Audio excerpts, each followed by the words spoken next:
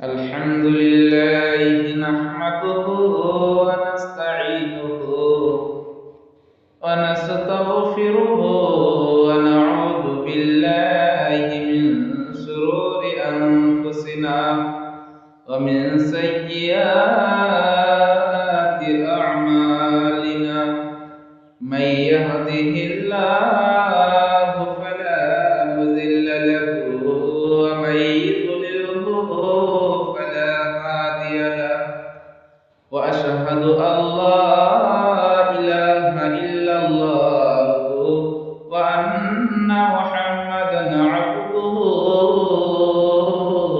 ورسوله أما بعد أعوذ بالله من الشيطان الرجيم بسم الله الرحمن الرحيم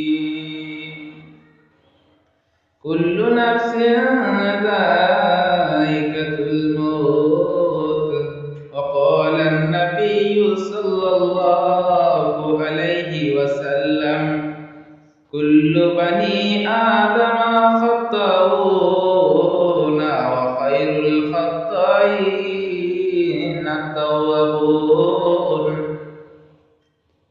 মহান রব্বুল আলামিন বলেছেন, ওরে পৃথিবীর মানুষ শুনে নাও, কুল্লু নাফসিন যায়িকাতুল মউত।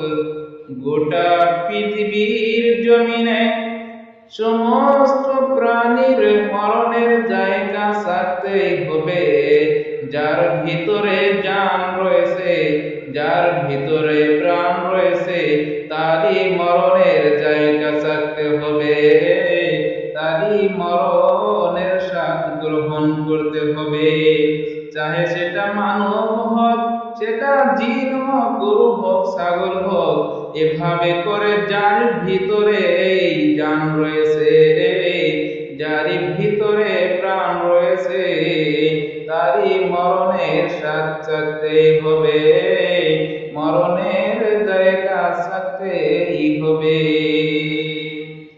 এই রমাদান মাসে মহান রব্বুল আলামিনের নবী সাল্লাল্লাহু আলাইহি ওয়াসাল্লাম বলেছেন, এই দুনিয়ার ভিতরে রমাদান মাস পাওয়ার পরেও যে ব্যক্তি তার গুনাহকে মাফ না করে না নিতে পারলো, আল্লাহ যেন তাকে ধ্বংস করে দেয়।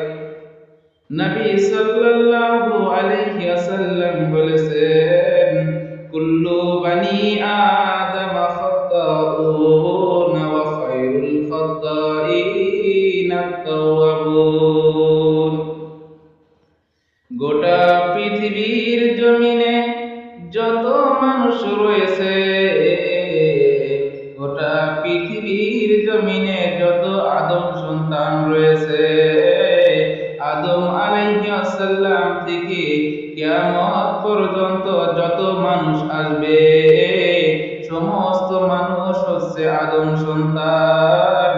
আর পৃথিবীর জমিনে যত আদম সন্তান রয়েছে, সমস্ত আদম সন্তান হচ্ছে গুনাহগার, সমস্ত আদম সন্তানের ভুল রয়েছে, সমস্ত আদম সন্তান হচ্ছে খাতাকার।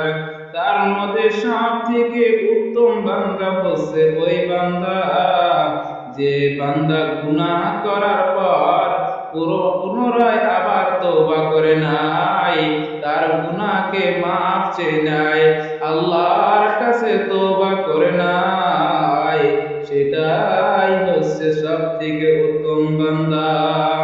নবী সাল্লাল্লাহু আলাইহি ওয়াসাল্লাম বলেছেন যে পৃথিবীর জমিনে মানুষ গুনাহ করার জন্য জাহান্নামে যাবে না, মানুষ জাহান্নামে যাবে তওবা না করার জন্য। গোটা পৃথিবীর জমিনে যত মানুষ রয়েছে, সমস্ত মানুষের ভিতরে ভুল রয়েছে, তারা যদি যদি তওবা না করে তাহলে জাহান্নামে যাবে, আর যদি তওবা করে সেই বান্দাই হবে আল্লাহ রাব্বুল আলামিনের কাছে সবথেকে উত্তম বান্দা। তাহলে আমাদের পৃথিবীর জমিনে তওবা করতে হবে, তওবার ফজিলত রয়েছে। এই রমজান মাসে আমাদের তওবাকে করে নিতে হবে, আমাদের গুনাহকে মাফ করে নিতে হবে। আমরা যদি রমজান মাসে গুনাহ মাফ না করতে পারি তাহলে আমরা আর কোনোদিন গুনাহকে মাফ করতে পারবো না, আর আমরা নবী সাল্লাল্লাহু আলাইহি সাল্লামের লাআনতে পরিণত হব।